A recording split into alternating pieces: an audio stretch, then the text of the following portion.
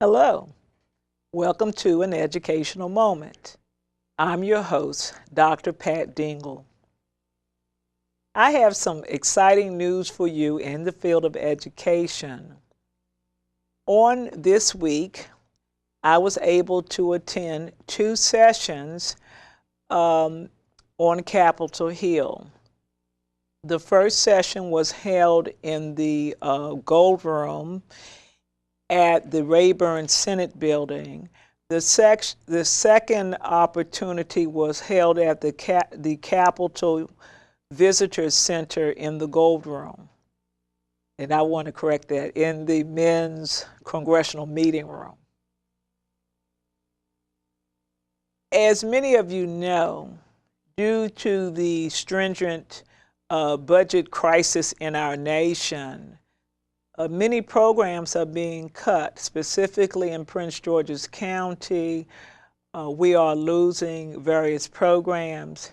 And of particular concern to me is the loss of art programs in the Prince George's County Public Schools. Not all art programs, but programs in some schools are being eliminated.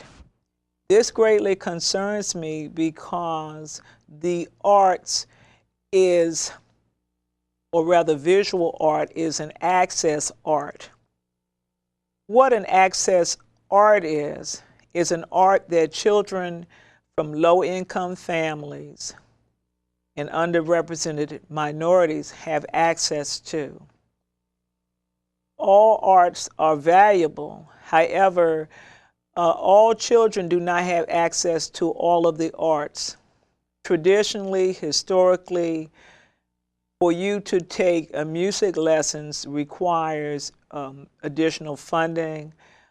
So some children are not able to avail themselves of music training, except perhaps in the public schools. An art form such as visual art is readily accessible. A child can use found art, tin cans, milk cartons, egg cartons to make things at home. So it's an accessible art form for children from low-income families and underrepresented minorities. So one of the ways that children excel is through prior knowledge. This is knowledge that they come to the classroom with. So when a program is eliminated, such as visual arts, then actually a prior knowledge base that low-income and underrepresented minorities have is not being recognized. So children are suffering. So I hope that we in the community understand how important it is for children to have access to art.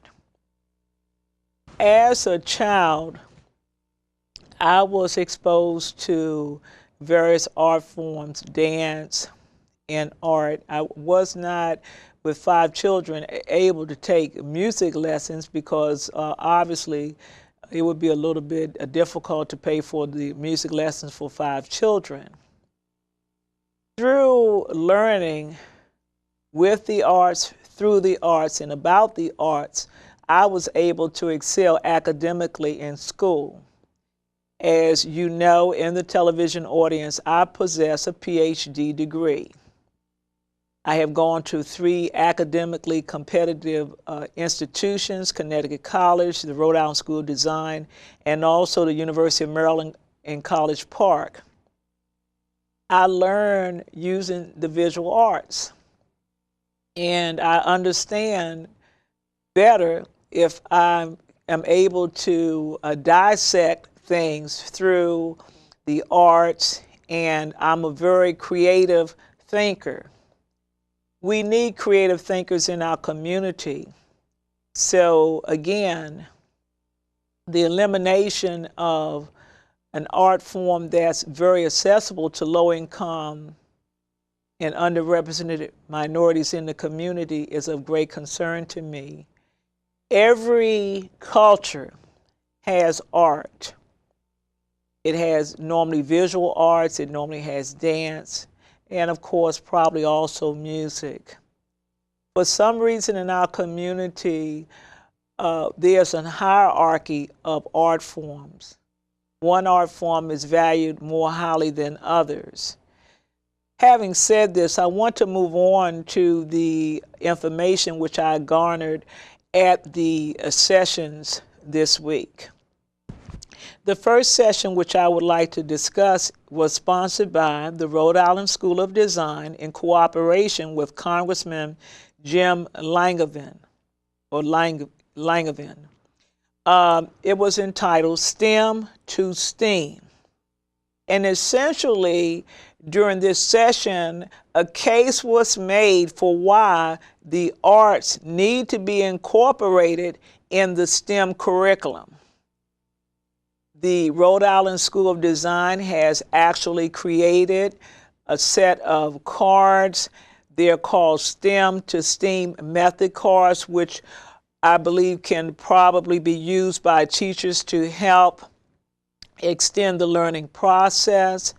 And they have something called stemtosteam.org. I'm not familiar with the organization, but it's on the back of the card. I was really impressed with the presentation. In addition to Congressman Langevin speaking briefly, John Mehta, who is the president of the Rhode Island School of Design, spoke. Randy Cohen, Adam Bly, Martin Storsidik, and also Brian Smith. All of these individuals spoke and drew relationships between art and STEM. They have sponsored a resolution. It's a House Resolution 319. And basically, it was presented, I believe, on June 21st. And it was presented by Congressman Langevin. And he is the congressman from Rhode Island. And it was referred to the Committee on Education and the Workforce and several other committees. But essentially, the resolution calls for inclusion of the arts in the STEM curriculum. And I want to read a little bit of it. It says, expressing the sense of the House of Representatives that adding art and design into federal programs that target the science, technology, engineering, and mathematics, in parentheses STEM, fields, encourages innovation and economic growth in the United States. Whereas the innovative practices of art and design play an essential role in improving science, technology, engineering, and mathematics, STEM in parentheses, education, and advancing STEM research. And then whereas art and design provide real solutions for our everyday lives, distinguish United States products in a global marketplace, and create opportunity for economic growth. And the resolution continues. But essentially, this resolution recognizes the importance of art and design in the STEM fields. It encourages the inclusion of art and design in the STEM fields during the reauthorization of the Elementary and Secondary Education Act. And it encourages institutions of higher education to incorporate the role of art and design into the STEM curricula. And then the fourth resolution encourages the Secretary of Commerce, Secretary of the Department of Education, and the Chair of the National Endowment for the Arts, and the Director of the National Science Foundation to develop a STEM to STEAM Council representative of artists, designers, et cetera, to help approach and incorporate art and design into the federal STEM programs. I think this is a wonderful action because it's desperately needed. We know that during the Bush administration, the arts were considered a core learning area, but despite being incorporated as a core into the core curriculum, it's still not receiving the type of support and recognition that it should. Involvement in the arts is never periphery. It's always very practical and doable.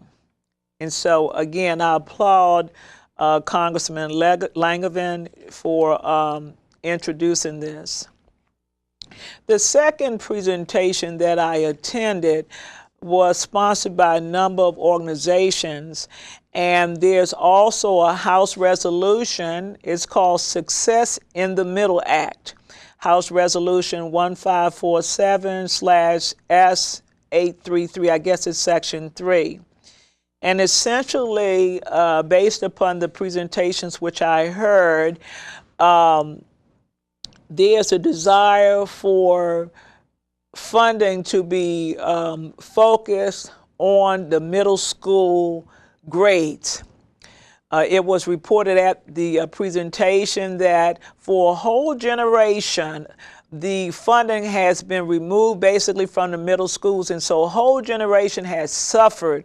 And so organizations are calling for the federal government to infuse more funding at the middle school level. And I think this is a very, very wonderful resolution, in that it recognizes, as the federal government has recognized, that many decisions are made at the middle school level. So therefore, we need to be really ratcheting up our teaching and our work at the middle school level, and not waiting until high school to train students to make decisions which they could learn at the middle school level. And that's my wording. This particular workshop was sponsored, or it's really called a presentation. It's an invitation to Capitol Hill briefing on middle grades education. And it was in association with the Alliance for Excellent Education, the National Association of Secondary School Principals, National Forum to Accelerate Middle Class. Let me correct that. It was also done in association with National Forum to Accelerate Middle Grades Reform and the National Middle School Association, with honorary co-host Representative Raul Grijalva, who is a representative from Arizona. I was delighted. I received these invitations via email. I am a member of the National Association of Secondary School Principals. I'm an associate member as a teacher. So I took them up on the invitation, and I was delighted to go. During the presentation, I got to hear from some schools that have been recognized for raising achievement by I think they were recognized by the National Association of Secondary School Principals. There was a M.O. Rama Junior High School, and this is located in Fayetteville, Arkansas. And we had the opportunity to hear from Matt Seferite, or Ferret, I'm not sure how to pronounce his name, but Matt Seferty, who gave us an overview of his school. And I also had a chance to hear from Scales Calhoun. His school is located in Woodbridge, Virginia, and his school is called Woodbridge Middle School. During the presentation, they shared a number of ways that the schools had improved their academic standing. They talked about working in teams and, really looking at the students.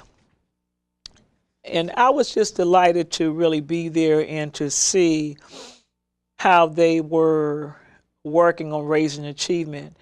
Raising achievement is a passion of mine. I think it's very crucial to raise the achievement of all children and to help them meet their full potential.